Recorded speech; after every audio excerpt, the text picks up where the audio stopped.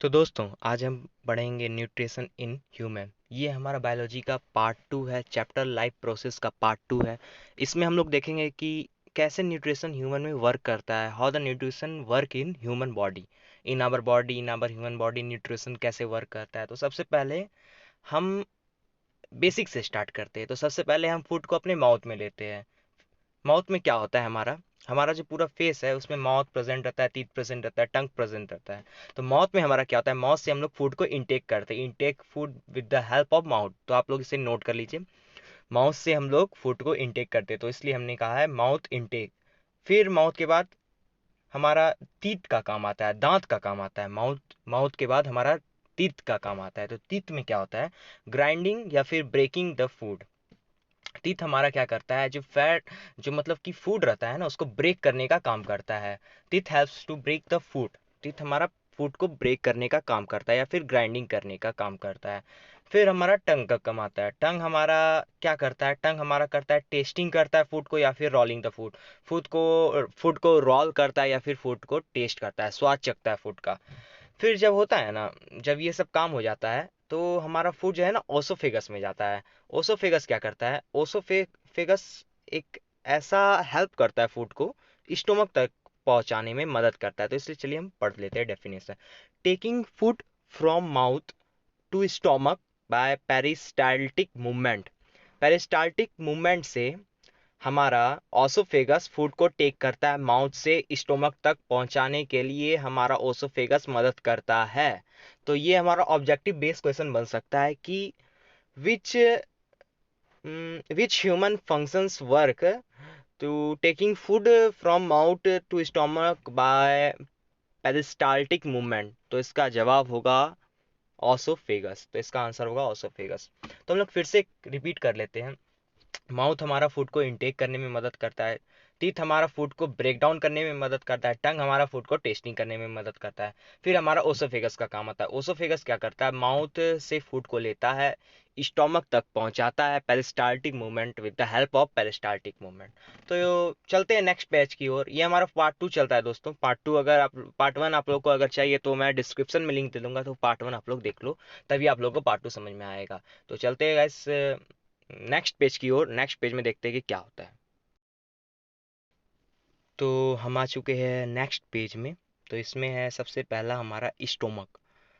Stomach is a large organ, it expand when food enters in it. Stomach एक large organ है हमारा body का। Stomach is a large organ in our body which expand when food enters in it. ये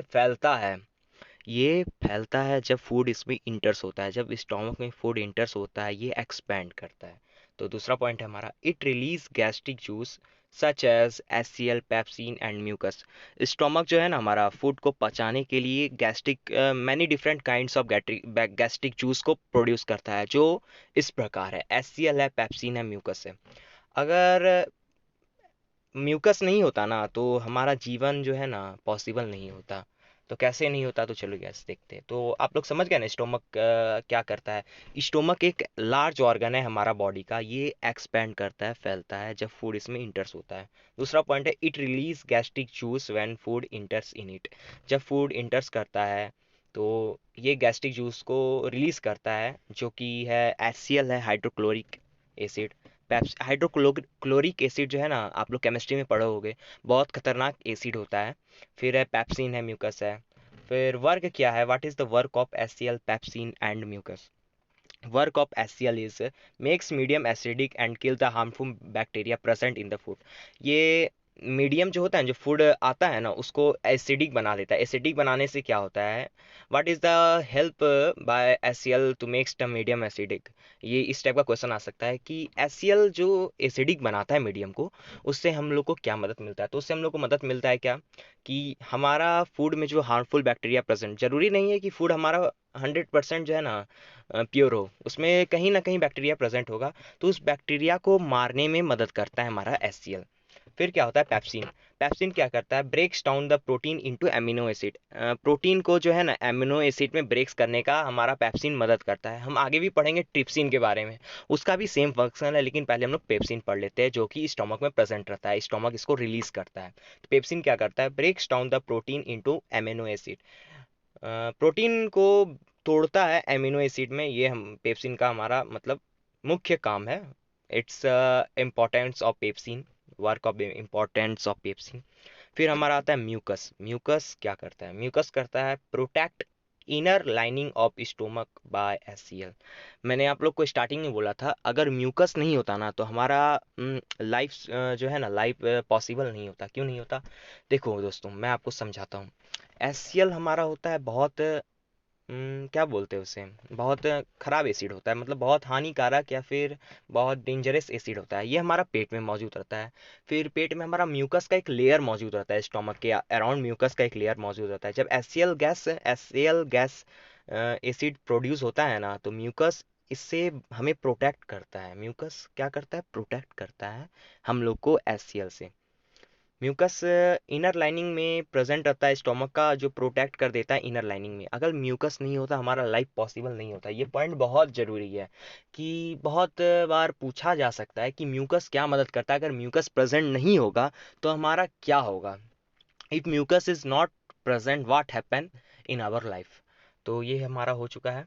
फिर हम बढ़ते हैं next topic की ओर। तो हमारा नेक्स्ट टॉपिक है, तो है हमारा स्मॉल इंटेस्टाइन। स्मॉल इंटेस्टाइन जो है ना दो चीज़ को कैरी करता है। जो दो चीज़ है वो है bile juice and bile salt. Bile juice क्या करता है, it makes the food alkaline.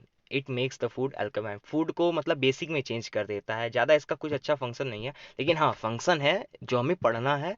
तो ये क्या करता है, फूड को बेसिक में कन्वर्ट कर देता है। तो इसका हिंदी में है सार्य। मेरा हिंदी थोड़ा कमज़ोर है, तो सार्य है इसका।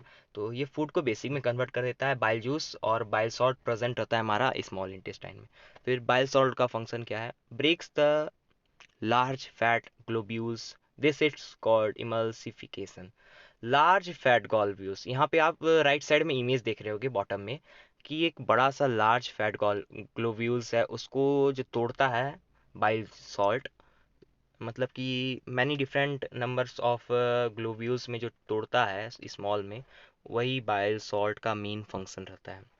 जैसे कि हमारा फैट ग्लोब्यूल्स बहुत ही हाईली लार्ज होता है, वैसा भी लार्ज नहीं होता लेकिन लार्ज होता है, तो बाइल सॉल्ट उसको ब्रेक्स करने में मदद करता है। स्मॉल छोटे छोटे फैट ग्लोबल्स में तोड़ने में मदद करता है हमारा बाइल सॉल्ट। तो इस प्रोसेस को हम लोग इमल्सिफिकेशन भी बोल देते हैं। फिर हमारा है large intestine. The unabsorb food send to large intestine where its wall absorb more water from its material and rest of the material removed from the body via ये एनस। क्या होता है कि कुछ अनएब्सॉर्ब फूड रहते हैं जो large intestine में सेंट होते हैं, मतलब जो फूड का प्रोटीन व्रोटीन पहले से एब्जॉर्ब कर लिया है उसको हम लोग अनएब्सॉर्ब फूड बोलते हैं। वो जब लार्ज इंटेस्टाइन में जाता है ना तो लार्ज इंटेस्टाइन उससे H2O को एब्जॉर्ब कर लेता है, मीन्स वाटर, पानी को एब्जॉर्ब कर लेता है। जब पानी को एब्जॉर्ब करता है ना तो उसी प्रोसेस वही मेन फंक्शन है लार्ज इंटेस्टाइन का। तो ये सब आप लोग को दिमाग में रखना है कि what is the main function of large intestine. फिर जो रेस्ट मटेरियल होता है ना वो रिमूव्ड होता है किससे, एनस से। एनस के द्वारा रिमूव्ड होता है, जो कि आप पिक्चर में देख रहे होंगे राइट साइड एनस है। उससे जब उसका वाटर सब सोख लेता है लार्ज इंटेस्टाइन तब वो उससे रिमूव्ड होता है। उस प्रोसेस को हम लोग एनस बोलते हैं, मतलब जिससे रिमूव होता है उसे हम लोग एनस बोलते हैं।